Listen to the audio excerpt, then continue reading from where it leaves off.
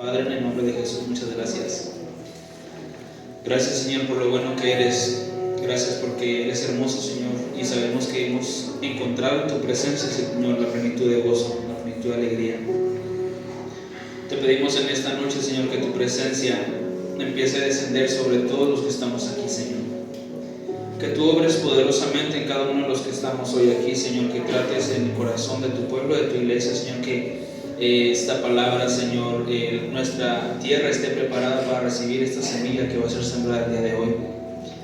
En el nombre de Cristo Jesús te pedimos, Señor, que tu Espíritu Santo sea el que unja mis labios, Señor, para que no sean palabras humanas ni en sabiduría de hombres, Señor, sino sea solamente la sabiduría del cielo la que hoy nos hable. En el nombre de Cristo Jesús, Señor, yo me pongo en tus manos para que seas tú el que hable, Señor, y toda mi humanidad, Señor, sea quitada para que solamente tu presencia fluya el día de hoy y nos confrontes con tu palabra, nos sanes, nos hagas libres, Señor, y trates lo que tú tengas que tratar en el corazón de todos los que estamos aquí. En el nombre de Cristo Jesús, amén. Pueden tomar su lugar.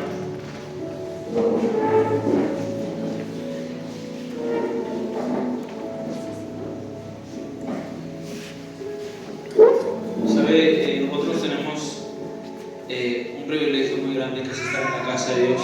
Mucha gente quisiera estar aquí y no puede estar.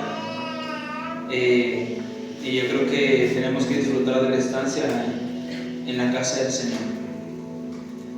El domingo pasado nuestra hermana Araceli, el Señor nos hablaba a través de ella sobre los corazones ardientes.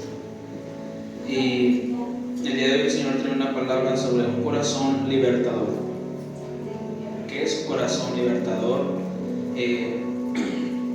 Yo creo que el Señor está hablando muy precisamente sobre cosas específicas que usted y yo necesitamos escuchar, que usted y yo necesitamos aprender. En el capítulo el versículo que acabamos de leer, nos habla de que el Señor hacía un llamado y decía: busqué entre ellos un hombre que se hiciese vallado, que se pusiese en la brecha delante de mí a favor de la tierra, para que yo no la destruyese, y no lo hallé. El Señor hace una exclamación de que Él había buscado entre tanta gente en ese tiempo, y buscaba a alguien que se pusiese en la brecha, alguien que fuera sincero, alguien que fuera leal, alguien que estuviera con un corazón puro, con un corazón listo para servir. Y dice la palabra que no lo encontró. Si usted lee todo el capítulo 22, nos habla de los pecados de Jerusalén. Todo lo que dice en esa parte nos habla de que el pueblo había pecado, había entre el pueblo falsos profetas, había tantas cosas que estaban pasando en ese momento, en esa hora, en ese lugar. Y al ver el Señor todas las abominaciones que el pueblo había hecho en ese tiempo, Él comenzó a buscar entre todos a ver si había alguien que estuviera listo, a ver si había alguien que estuviera preparado, a ver si había alguien por el cual el Señor pudiese hacer una obra. Y cuando yo comenzaba a estudiar esto que el Señor me daba, yo decía: ¿cuánta gente, cuánto falta o cuánto nos falta tener un corazón así? Mire, un corazón que es libertador, siente preocupación porque las cosas estén igual.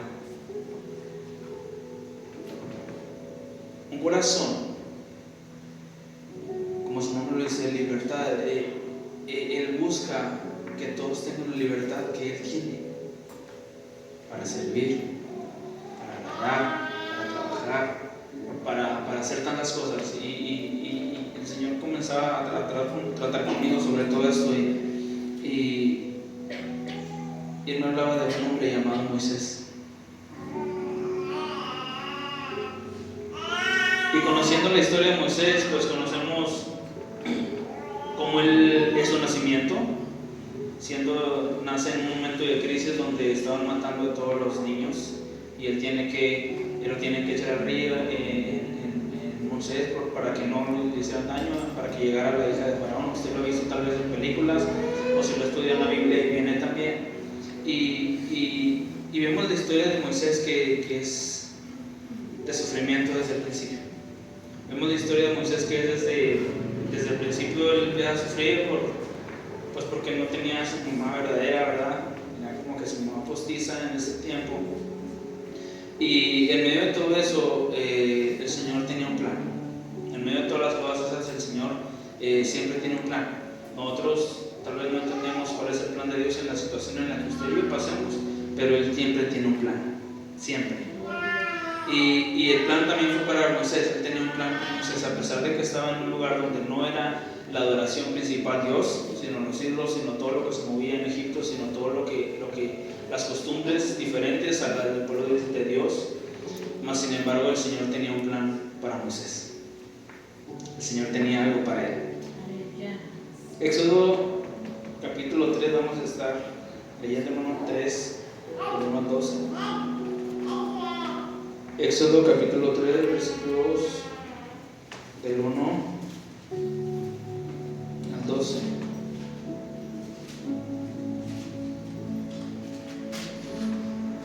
Voy entendiendo un poco más. 3 del 1 al 12. ¿Ya lo tenemos? Aleluya. Apacentando Moisés las ovejas de Yetro, su suegro, sacerdote de Madián, llevó las ovejas a través del desierto y llegó hasta Horeb, monte de Dios. Y se le apareció el ángel de Jehová en una llama de fuego en medio de una zarza. Él miró y vio que la zarza ardía en fuego y la zarza no se consumía.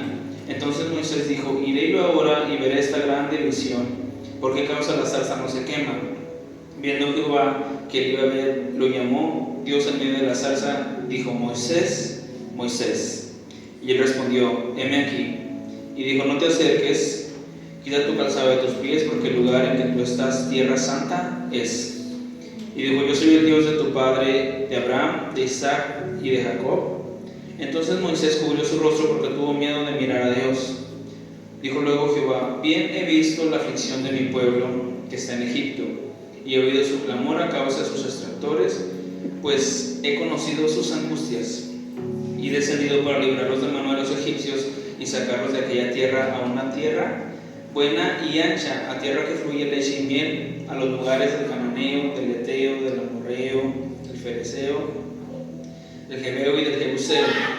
El clamor pues de los hijos de Israel ha venido delante de mí, y también he visto la opresión con que los egipcios los oprimen.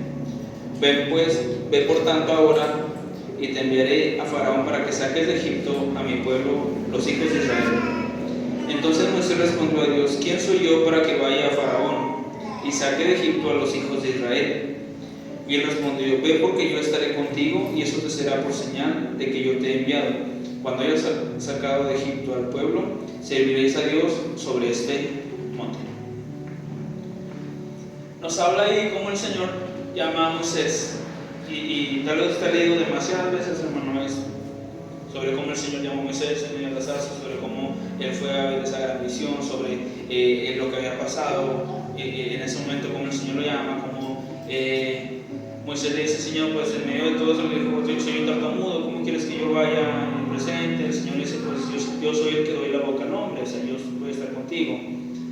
Pero ¿sabe algo interesante que pasó antes de que Moisés llegara ahí? Antes de que Moisés llegara a ese lugar, Moisés dice que vio que un egipcio maltrataba a uno de sus hermanos, los hebreos. Moisés ya conocía cuál era su raíz, que era hebrea, y decía que un egipcio estaba maltratando y lo estaba golpeando a un hermano de él, a un hebreo.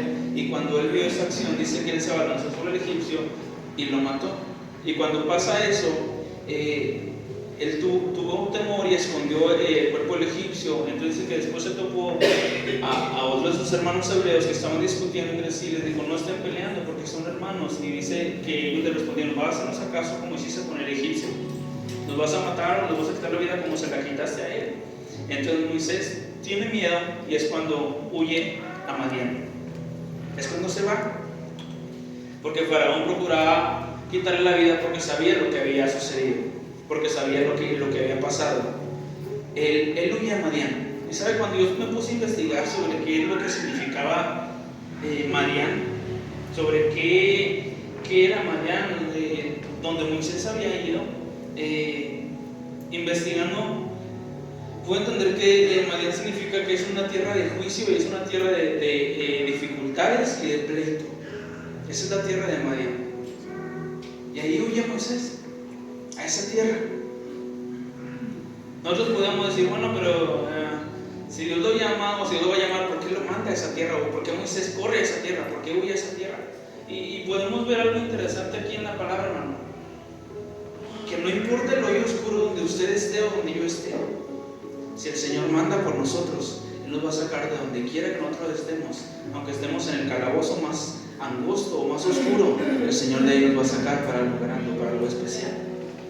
Y yo puedo entender eso, no importa. Muchas veces decimos, es que ¿cómo yo voy a levantarme si yo tengo una lista que me acusa, o yo tengo algo que yo soy así, y tenemos tantas cosas?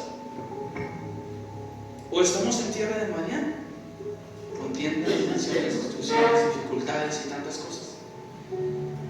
Y eso no es impedimento para que el Señor nos llame. Eso no es impedimento, porque si Él tiene un plan con usted, un plan conmigo, Él nos llama, Él nos atrae a su presencia. No es impedimento la tierra en la cual estemos, en la cual vayamos, en la cual, o el pasado gris que usted y yo podamos tener. Importa qué es lo que Dios quiere con nosotros. Cuando Él va a esa tierra, conocemos la historia de que va y salen las mujeres a darle agua a los camellos, y ahí estaba Moisés, y conocemos la historia cuando conoce a Séfora, conoce a Yetro, que es lo que acabamos de leer, y comienza Moisés a hacer como quien dice, una vida nueva, a presentar las ovejas y a cuidar y todo, pero en medio de eso el Señor no era el plan de Dios con Moisés. Dios tenía un plano más especial y más grande que lo que Moisés podía pensar que iba a hacer, o lo que Moisés podía pensar que este es mi límite, voy a cuidar ovejas, voy a esconderme, voy a hacer esto y ya. El Señor tenía un plan más grande para él. Y cuando vemos la historia de cómo el Señor lo llama y cómo lo atrae, y vemos lo poderoso que es Dios, hermano, después de todas las plagas de Egipto, de todo lo que el Señor hizo para sacar a su pueblo Israel. Algo interesante que yo pude ver es que antes de que el Señor llamara a Moisés, antes de que el Señor lo llamara a que iba a libertar a su pueblo, Moisés vio cómo los egipcios hacían injusticia con sus hermanos, con el pueblo de Dios. Y Moisés sintió en su corazón, tal vez sintió indignación, tal vez sintió coraje, tal vez sintió como que eso de un familiar, que usted ve a un familiar que está mal, cuando usted le preocupa, y dices como que algo tengo que hacer. Moisés lo hizo antes de que fuera llamado por Dios. Y a pesar de que se enfrentaba tal vez a una nación de los egipcios, eso no le importó en ese momento, porque él defiende a su hermano hebreo. A pesar de que podemos decir, hermano, pero está mal, sí, porque pues, es una muerte ahí, ¿verdad? Pero hubo un corazón ahí de defenderlo. Y cuando Dios lo llama, cuando Dios llama a Moisés, cuando Dios comienza a decirle, Moisés siente miedo primero. Es lo que hace Moisés diciendo, Señor, yo no puedo ir, porque yo soy tartamudo, porque yo esto, porque yo no esto, porque Moisés sabía lo que había pasado, a pesar de que el Señor le dijo, ya todos los que buscaban tu vida, pues ya no están, ya murieron, ya vas a presentarte delante de Faraón. Pero aún sin embargo él tenía temor. Y déjeme algo importante aquí que decirle. Cuando Dios lo va a llamar a usted, no crea usted que va a sentir la seguridad clara. Siempre va a haber temor, siempre va a haber miedo. ¿Por qué razón? Porque es un llamado que Dios le va a dar, o que Dios le está dando. Y cuando usted lo haga, siempre va a haber la duda de, ¿será que Dios me está llamando? ¿Será que Dios quiere esto? ¿Será que Dios es algo claro? Si yo me pusiera a preguntarle, o en mi caminar, yo he visto, si yo me pudiera poner a preguntarle a todos los pastores, ¿usted quería ser pastor? Y ellos me dirían no. Si yo le preguntara a algún evangelista, ¿usted quería ser evangelista? El evangelista me diría no. Si yo le preguntara a algún maestro, ¿usted quería ser maestro? Él me diría no. Y yo pudiera preguntarle a todos los ministerios, ¿usted quería hacer lo que usted quiere ser? Y ellos me dirían no. Porque el temor siempre está. Cuando alguien es llamado a algo que hacer para Dios, siempre va a ser miedo. Siempre. Solamente las personas que no son llamadas son las que no tienen miedo. porque no conocen la responsabilidad de lo que es. Cuando en todo mi caminar, cuando a mí me decían en todo mi caminar cristiano, me decían, no, tú vas a ser pastor, yo le decía, no. Yo le decía, no, porque yo no quiero batallar con gente.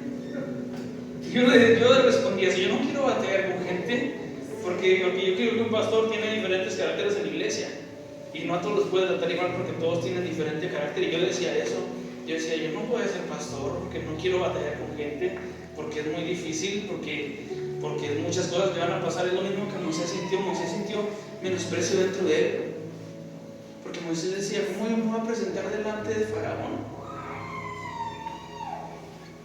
a decir Dios me envió? ¿Cómo? No me van a creer, me van a ver insignificante.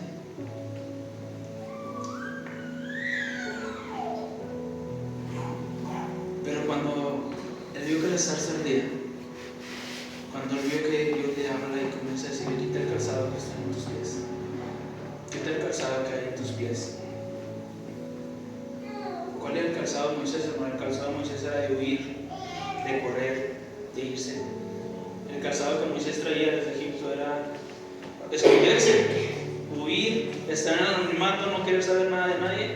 Ese era el calzado que Moisés traía. Y el Señor decía, es que no me sirves con el calzado que tú tienes, Moisés, porque el calzado que tú tienes es de huir, de correr, de irte, de renunciar. Por eso necesito que te quites el calzado que tienes, solo necesito que te quites la dirección que tú tienes de irte, porque el lugar en el que estás es santo, y ahora la dirección va a ser diferente. Ahora lo que yo voy a hacer contigo va a ser diferente, Moisés. Y vemos todo lo que pasó con Moisés, y que en sus últimos días Moisés, su petición fue ver la gloria de Dios, y la petición grande de Moisés fue, no quiero ir sin tu presencia no va conmigo, porque él aprendió a caminar con la presencia de Dios y saber que no había un lugar mejor que estar ahí. Un corazón que es llamado a libertad, hermano, va a tener miedo. ¿Por qué va a tener miedo? Porque la gente va a decir, tú nos vas a libertar. Tú. Cuando el Señor pone la pasión en una persona de cambiar, de hacer las cosas diferentes, mire, alguien que tiene un corazón lleno de pasión por Dios, sabe que no va a descansar hasta que vea la gloria de Dios fluyendo en su iglesia, en su casa, en su trabajo, donde quiera que él esté. Y esa es una preocupación que trae dentro de él, que dice, no me voy a cansar de orar hasta que yo vea la gloria de Dios, no voy a cansarme de hacer esto y de hacer lo otro para Dios hasta que yo vea una respuesta, hasta que yo vea. Ese es su corazón lleno de pasión, lleno de libertad, que quiere no solamente sentir la libertad, sino que todos sientan la libertad que Cristo le ha dado a él. Y eso es lo que pasó con Moisés. Su corazón fue transformado, ya no el corazón que tenía antes de cobarde, el corazón que tenía antes de huir, de correr, fue transformado su corazón a pasión, a saber que ahora dependía de Dios y lo que Dios dijera eso iba a hacer. Por eso cuando Faraón comenzó a amenazarlo, por eso cuando todo el pueblo de egipcios se levantaron contra él y muchas cosas, él sabía realmente quién lo había llamado, él sabía quién lo había plantado y él sabía quién iba a estar con él. Él sabía que Dios era suficiente para todo. Él sabía todo eso. Libro de Jueces, capítulo 6, versículos 1. Acompáñenme, por favor. Después de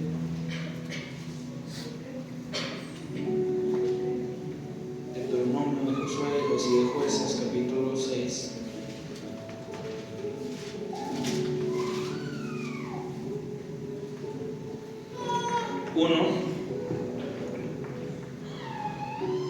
Los hijos de Israel hicieron lo malo ante los ojos de Jehová, y Jehová los entregó en manos de Madián por 7 años.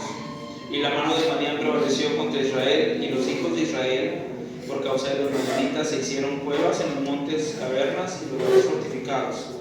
Pero sucedía que cuando Israel había sembrado, subían los madianitas y amalecitas, y los del oriente contra ellos subían y los atacaban. Y acampando contra ellos destruían los frutos de la tierra hasta llegar a Gaza y no dejaban de comer en Israel ni ovejas, ni bueyes, ni asnos, porque subían ellos y sus ganados y venían con sus tiendas en grandes multitudes como langostas. Ellos y sus camellos eran innumerables, así venían a la tierra para devastarla. De este modo empobrecía a Israel en gran manera a causa de Madián, y los hijos de Israel clamaron a Jehová. Y cuando los hijos de Israel clamaron a Jehová a causa de los madianitas, Jehová envió a los hijos de Israel un varón profeta, el cual les dijo: así ha dicho Jehová Dios de Israel: yo os hice salir de Egipto y os saqué de la casa de servidumbre, os libré de mano de egipcio y de todos los que os afligieron, los cuales eché de delante de vosotros, y os di su tierra. Y os dije: yo soy Jehová vuestro Dios, no temáis a los dioses de los amorreos en cuya tierra habitáis.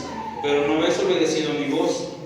Y vino el ángel de Jehová y se sentó debajo de la encina que estaba en Ofra, la cual era Joás Abieserita, y su hijo Gedeón estaba sacudiendo el trigo en el lagar para esconderlo de los madianitas.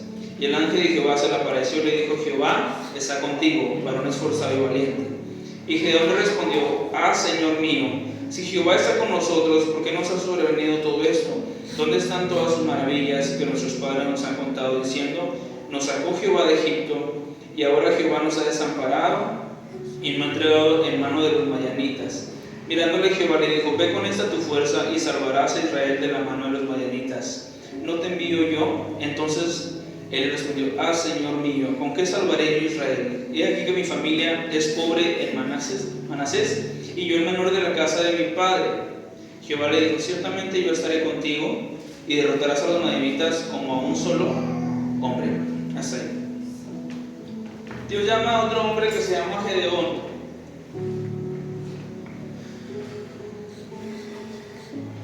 ¿Quién estaba ahí gobernando? Madián. Los madianitas. ¿Por qué? Porque Israel había pecado, Israel había hecho lo malo, Israel se había apartado de Dios, Israel había desobedecido. Dice la palabra que por causa de eso el Señor permitió que Madián empobreciera a Israel 7 años. Y Madián estuvo empobreciendo a Israel 7 años, y como hemos leído, que ellos tuvieron que hacer cuevas y tuvieron que esconder lo que poco que sembraban, porque llegaron los madianitas y sin preguntar tomaban lo que no era de ellos. E Israel cada día hacía más pobre. Israel cada día estaba más devastado. Israel cada día estaba empobreciendo. Cada día. Madián estaba ahí. Muchas veces nosotros preguntamos: ¿por qué si busco a Dios me sobreviene todo esto? ¿Por qué si sirvo a Dios me viene esto? ¿Por qué no hay prosperidad en mi casa? ¿Por qué en mi casa, lejos de avanzar, estoy retrocediendo? Bueno, tenemos que examinarnos si no hemos desobedecido al Señor. Tenemos que examinar. Israel hizo lo malo delante de Dios, no se arrepintió de lo que había hecho, vivió su vida como si no pasara nada, pero el Señor todo lo ve.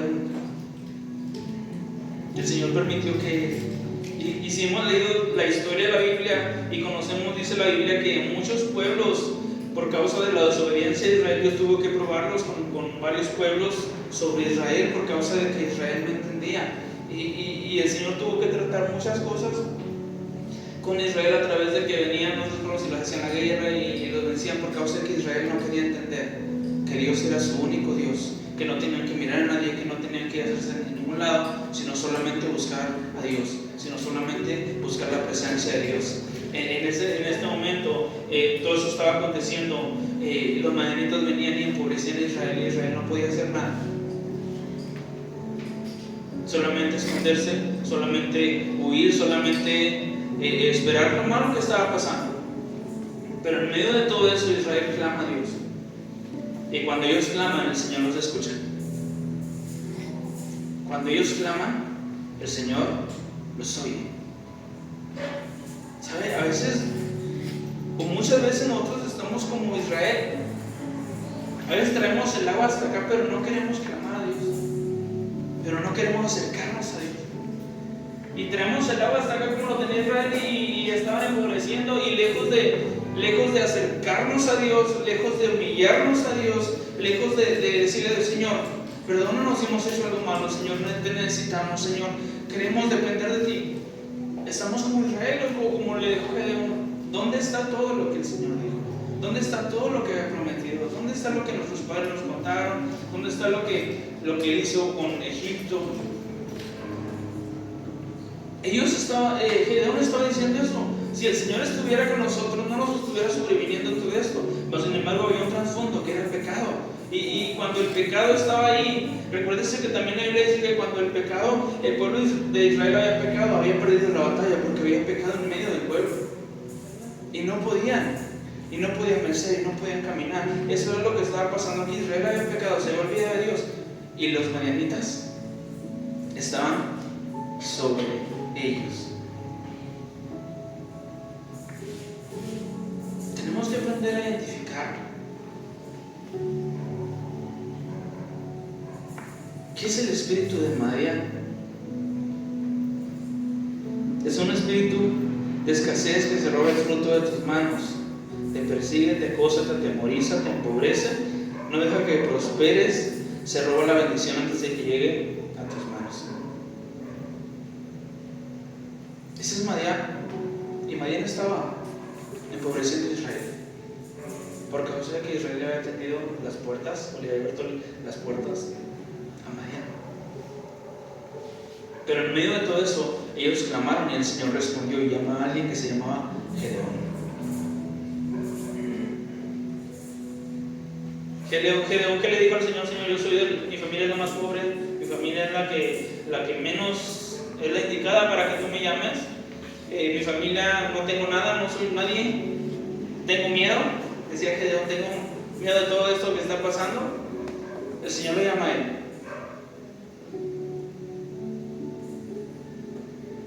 Mire, Él ve el corazón. El Señor conoce el corazón. Por más de que yo pueda tener, hermano, muchas habilidades o muchas cosas, el Señor lo que ve es el corazón. A Él no le impresiona todo lo que yo pueda hacer, las habilidades que yo pueda tener. A Él le impresiona cuando Él ve el corazón del hombre, del ser humano, del hombre, de la mujer, de todos los que estamos aquí. Él ve nuestro corazón, Él sabe las intenciones que hay en nuestro corazón. Él sabe las intenciones que hay en el suyo, en el mío, en todos los que estamos aquí. Gedeón tal vez tenga una lista enorme de decir, ¿sabes qué? Pues no soy el indicado, soy cobarde, tengo miedo, mi familia pues no es la mejor, no, tal vez en este tiempo diríamos mi familia tal vez no tiene el mejor testimonio, en mi casa pues no es la mejor, mas sin embargo el Señor llama a Gedeón. Y no solamente eso, le dice, ve con esta tu fuerza. Y nos ponemos a preguntar, ¿cuál fuerza tenía Gedeón? Si lo que él estaba haciendo es que estaba sacudiendo el trigo en el lagar. Yo me puse a investigar lo que era el lagar, y el lagar dice que era el recipiente donde pisoteaban para hacer el vino, pisoteaban las cosas para hacer el vino. Eso era el lagar. Y le estaba sacudiendo el trigo para esconderlo, para esconderse y ya no saber nada de lo que estaba pasando. Y el Señor le está diciendo, ve con esta tu fuerza, porque vas a salvar a Israel. Y él dice, ¿cuál fuerza? O sea, como que muchas, mire, la lógica humana, su lógica humana, mi lógica humana, no va a entrar nunca con la lógica de Dios. Porque su lógica humana, mi lógica humana es ver con nuestros ojos naturales y ver, no va a pasar nada porque no soy capaz de hacerlos. Pero cuando entra la verdad de Dios, que Él ve todo, que Él ve el principio, que Él ve el pasado, el presente y el fin, que Él conoce todos los tiempos y todas las cosas, Él dice, Gedeón, ve con esa tu fuerza, porque vas a salvar a Israel. El Señor está diciendo en pocas palabras, Gedeón, ocupo que tú seas el libertador, que va a libertar a su pueblo. Yo voy a poner todo, pero ocupo a alguien. Es lo que el Señor nos decía en Ezequiel, busqué entre todos y no encontré a nadie que se pusiera en la brecha, que dijera, Señor, estoy aquí, quiero hacerlo. No vamos a decir, no, es que somos superhombres, no lo somos. Tenemos que tener esto, no, hermano. Lo que tenemos que tener es creer y decirle, Señor, estoy aquí. Tengo demasiadas deficiencias, tengo demasiadas cosas, tengo tantas cosas que me acusan y demasiadas, pero estoy aquí, lo quiero hacer para agradarte a ti. Y ese problema grave es el que es el que se enfrenta mucho en la iglesia. Hay demasiadas cosas que pasan en la iglesia. Es que la iglesia tiene muchas etiquetas, muchas, y no las podemos ver físicamente, pero fíjese, podemos decir, este hermano es el chismoso, este hermano es el que grita, este hermano es el que brinca, este hermano es el que habla mucho, y todos tenemos etiquetas en la iglesia. Tristemente, porque no debería ser, pero está pasando. Imagínense todo el pueblo de Israel diciendo: Gedeón nos va a salvar. ¿Gedeón es en serio?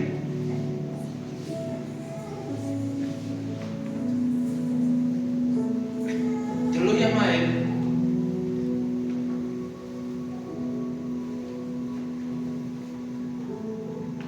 Y los que hemos leído la Biblia, más adelante comenzamos a ver cómo fue el encuentro de esa batalla. Cuando metieron las teas ardiendo en los cántaros y con las trompetas comenzaron a hacer, y vemos, pero primero lo importante fue que Dios le dijo: ¿sabes qué, Gedeón? Hey, llevas mucha gente, son muchos, y yo no lo voy a hacer así, porque después ellos van a pensar que por su mano o por su poder las cosas pasaron. Punto importante: Dios no comparte su gloria con nadie, hermana, con nadie. Usted puede ser el más usado, pero si no le da la gloria a Dios, no es nadie, porque todo le pertenece a Él, todo es por Él. Cuando Gedeón estaba en esa batalla, el Señor dijo: quiero que los pruebes y los lleves al agua. Y comenzamos a leer que decía: si ellos se lamen el agua como un perro, ellos no son. Si ellos doblan sus rodillas, no. Quiero que los que lleven con su mano el agua a sus bocas, esos apártalos. Y dice la palabra que fueron 300 hombres. Esa es la palabra que cuando fueron a la guerra, aún Gedeón tenía miedo, aún tenía temor por lo que iba a pasar, aún ya tenía todo lo. Dice que comenzaron a contar unos sueños ahí. Vimos cómo Dios le da la victoria a Gedeón, y él entendió la confianza que tenía en Dios y sabía que Dios iba a hacer la obra. Y cuando vemos que Dios le da la victoria a Gedeón y a todos los que iban con él. Y vemos algo maravilloso, es que cuando Dios dice algo, hermano, es porque Él lo cumple. Mire, Dios no es como nosotros. Usted y yo podemos ser mentirosos, pero Dios no. Usted y yo podemos mentir y inventar demasiadas cosas, Dios no. Cuando Dios dice algo es porque así es. Cuando Dios dice algo es porque es así.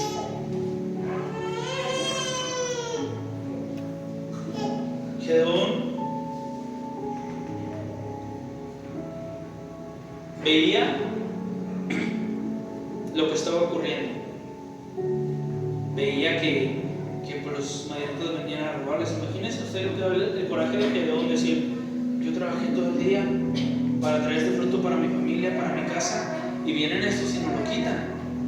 Imagínense eso, el coraje de cualquier padre de familia o madre de la casa, que usted trabaje y llega alguien y diga: dame todo el dinero que tienes. Imagínense el cansancio que él tenía. Hacemos esto y luego vienen estos y nos quitan esto, y él se había cansado de la situación que estaba pasando. Se había cansado de la situación que estaba ocurriendo, pero sin embargo decía: pero es que si Dios dijo, pero si Dios esto, si Dios lo otro, y Dios va y lo llama a él, lleno de muchas dudas, lleno de muchas cosas, lleno de muchas dificultades a veces en su mente, decir: no sé cómo empezar, no sé cómo lo voy a hacer, pero Dios me dice que lo haga, está bien, lo voy a hacer. Dios lo llama en medio de la prueba que estaba pasando el pueblo. El primer punto es que el pueblo clama y dice: Señor, te necesitamos. Envía un profeta, les da palabra de parte de Dios, y después llama a un muchacho, Gedeón.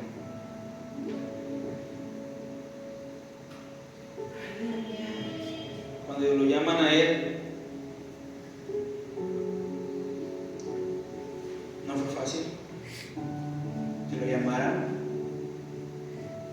dígame, ¿cómo va a ser fácil que el Señor viniera y le dijera a alguien de aquí: oye, quiero que libertes a Gómez Palacio del espíritu de muerte que abunda en él?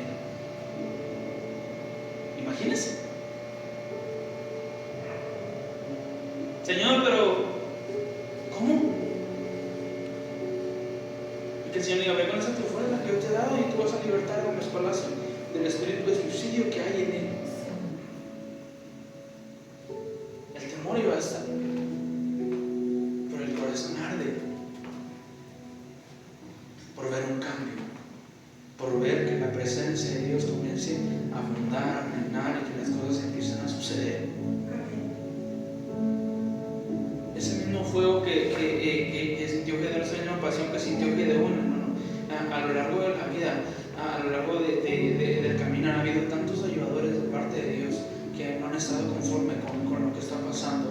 Se han metido con Dios, han buscado la presencia de Dios, y a través de eso nos han libertado a naciones enteras por causa de un hombre que dijo: Señor, aquí estoy.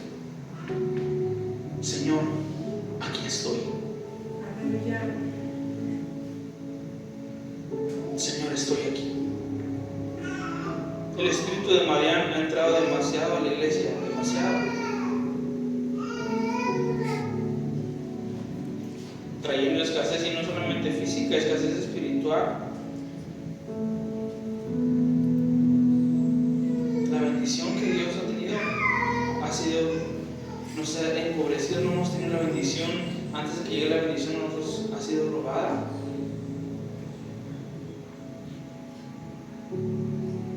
Por causa de que hay desobediencia, que tal vez nos hemos hecho las manos y no nos hemos arrepentido, no hemos mirado hacia arriba y decirle: Señor, estoy aquí. ¿Qué es lo más fácil? Ir y pedir dinero, y no salimos del hoyo donde estamos, y no identificamos qué está pasando, no identificamos qué está sucediendo.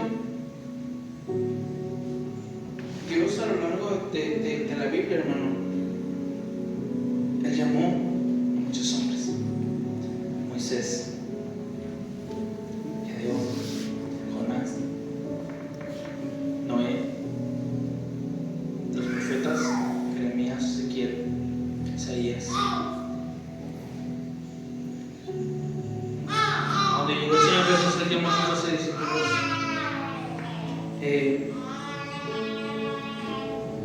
Y la palabra del Señor iba en aumento y crecía.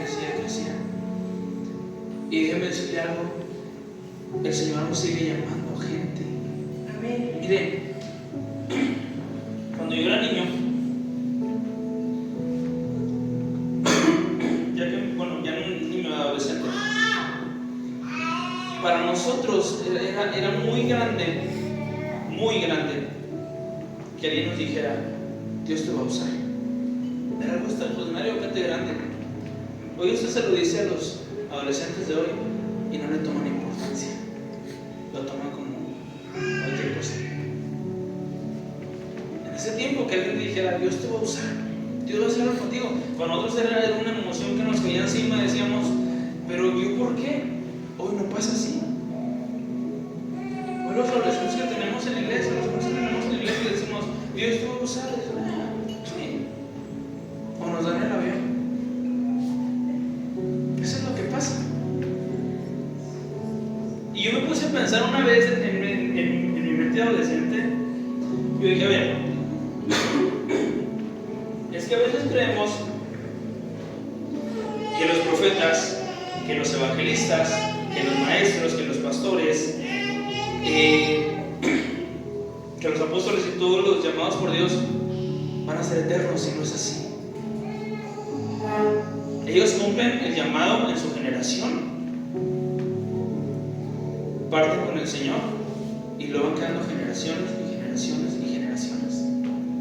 Yo pensaba de niño eso, yo pensaba que los pastores iban a ser eternos, que los líderes iban a ser eternos, que los profetas iban a ser eternos, y Dios me estuvo diciendo: no, es que el Señor va de generación en generación llamando, es que el Señor va de generación en generación buscando donde hay un corazón para derramar su gloria, para derramar su presencia, para que obedezca y haga la obra de Dios en la tierra. Y a veces nosotros pensamos que todas las personas que nos enseñan van a ser eternos, y no es así. Cumplen su llamado, cumplen su propósito, como lo cumplió Moisés. Moisés cumplió su propósito. Y después, ¿quién sería? Josué. Y comenzamos a ver la historia de la Biblia, y es así, hermano. Una generación partía, una generación ya no estaba, y el Señor iba con la otra generación a buscar un hombre o una mujer que quisiera buscar. Y hubo un momento en que una generación dice que no conocía a Dios, ni sabía lo que Dios había hecho, ni lo que había pasado. En aquel tiempo hubo un descuido de los padres, porque el Señor le decía a los padres: hablen a sus hijos y digan en las escrituras, y digan lo que el Señor hizo con nosotros, como nos sacó de Egipto y todas las maravillas. Y en ese tiempo los padres habían fallado en esa parte, y no le habían dicho a sus hijos todo lo que el Señor había hecho. Y cuando todo eso ocurrió, ellos no sabían. Mire, nosotros podemos ponernos a pensar, hermana Bere, perdón, que le ponga ejemplo. Nuestra hermana Bere es misionera. Dios la ha llamado a misiones, a ella y a su esposo. Y nosotros comenzamos a ver, pues qué bonito, oramos y damos y eso lo otro. Pero el ministerio de la hermana Bere es que haya más sucesores. Y en eso no pensamos. ¿Por qué? Porque estamos acomodados. Que la hermana Bere vaya y predique, que la hermana Bere vaya y ore, que la hermana Bere, mientras nosotros le demos para gasolina, mientras nosotros le demos comida, mientras nosotros le demos tantas cosas, que ella vaya y lo haga. Y estamos acomodados. Y se ocupan personas que tengan ese corazón de decir: Dios me va a usar en su tiempo. No voy a hacer como pasa mucho en ese tiempo, de que hay una cerca y voy a brincar la cerca porque ya es donde llamó, porque ya es donde dijo que le hiciera. No, es en el tiempo perfecto de Dios. Es en el tiempo perfecto en que Dios va a hacer la obra, hermano. Déjeme decirle algo: Dios no va a apoyar nunca, porque nunca se va a contradecir con su palabra. El Señor no va a apoyar cuando usted diga: Dios ya me va a usar y me va a mover y esto, y voy a brincar las trancas y voy a hacer esto y voy a levantarme. No, hermano. Es bajo la dirección del Espíritu Santo de Dios, bajo el orden de Dios, de que es lo que Dios, que no vamos a decir: porque yo soy misionero, voy a brincar, le van a ver y yo voy a ir. No, tengo que aprender de ella. Si Dios me llamó a mí a ser misionero, a estar en misiones, voy a acercarme con mi hermana: a ver, hermana, quiero aprender de usted. Quiero aprender lo que Dios está haciendo con usted. Quiero ver lo que Dios va a hacer. Eso es lo que Dios bendice, eso es lo que Dios honra, eso es lo que Dios ve. El Señor estaba cansado de ver todos los pecados que había en Jerusalén, de todo lo que había pasado, y dice: estoy buscando un hombre, estoy buscando una mujer y no la encuentro. ¿Por qué? Porque tal vez en ese tiempo a lo mejor todavía el pueblo de Israel estaba acostumbrado a que hay profetas, hay evangelistas, hay profetas, que Dios les hable a ellos, que ellos vengan, que eso, y los demás, y todo el pueblo. Entonces a veces nosotros tenemos una mala imagen de las cosas y decimos: voy a que Dios llame a ellos, que Él nos predique, que Él nos ministre, que Él esto, que el otro, y los demás estamos acomodados y no estamos viendo la situación y no estamos viendo la condición. Yo pensé mucho tiempo esto en niño, hasta que el Señor tocó conmigo y dije: sí, es cierto. Y cuando yo vi todo eso, yo dije: es en serio. Dios llama generación tras generación tras generación. Ese es nuestro Dios. Él lo va haciendo así.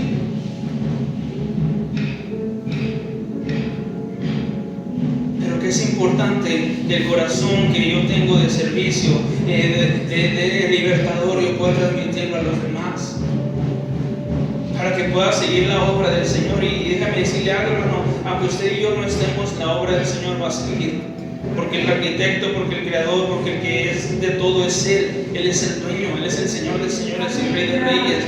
Simplemente usted y yo somos vasos solamente, y eso es lo importante, es saber realmente qué es lo que Dios quiere hacer, qué es lo que Dios va a hacer, qué es lo que Dios está llamando, qué es lo que Dios está tocando, qué es lo que Dios está advirtiendo a nosotros, qué es lo que quiere hacer con nosotros, qué es lo que Él quiere hacer conmigo, qué es lo que quiere hacer con usted. ¿Qué es la dirección de Dios? Saber identificar cuando el espíritu de Madián está en la casa y sacar el espíritu de Madián, porque no debe de ser así, porque si el Señor promete que Él va a bendecirnos es porque Él nos va a bendecir. Si el Señor promete que Él va a prosperar nuestra casa es porque así va a ser. Si el Señor promete que mi casa y yo vamos a servir al Señor es porque así va a ser. A veces no pasa porque hay un estorbo y no sabemos identificar cuál es el estorbo que hay en casa. No sabemos identificar cuál es el estorbo que está impidiendo que la palabra del Señor se cumpla, que la palabra del Señor llegue a casa, que la palabra del Señor trate en nosotros. Un corazón libertador es lo que necesitamos todos. No quedarnos conformes con lo que estamos viviendo, con lo que está pasando, con la generación como es o como va, o mil cosas más. El Señor necesita un hombre y una mujer que le diga: Señor, aquí estoy, no sé hacer nada, tal vez no sé por dónde empezar, no sé por dónde comenzar, no sé hacia dónde dirigirme, pero estoy aquí, Señor. Lo quiero hacer. No va a ser perfecto porque nadie, hermano, nadie nace sabiendo hacer las cosas. Nadie. Mire, usted puede tener una carrera de tantas cosas y puede tener demasiada teoría de su carrera, pero cuando llega a la práctica es cuando se conoce realmente todo lo que aprendió. Porque llega a la práctica, el momento de ver que todo lo que aprendió es el momento de proyectarlo, y a veces no va a ser perfecto. Porque no es lo mismo tener la teoría, tener la práctica. Es lo mismo aquí. No es lo mismo que el Señor nos llame a tantas cosas y vamos a empezar de lo más de arriba hacia lo más bajo. No, es poco a poco tenemos que aprender que el Señor nos va llevando de su mano. Bueno, si queremos que el Señor nos vaya llevando de su mano, claro. Si queremos que nos vaya enseñando, si queremos que nos vaya caminando, si queremos que lo haga con nosotros. Póngase de pie. Aleluya.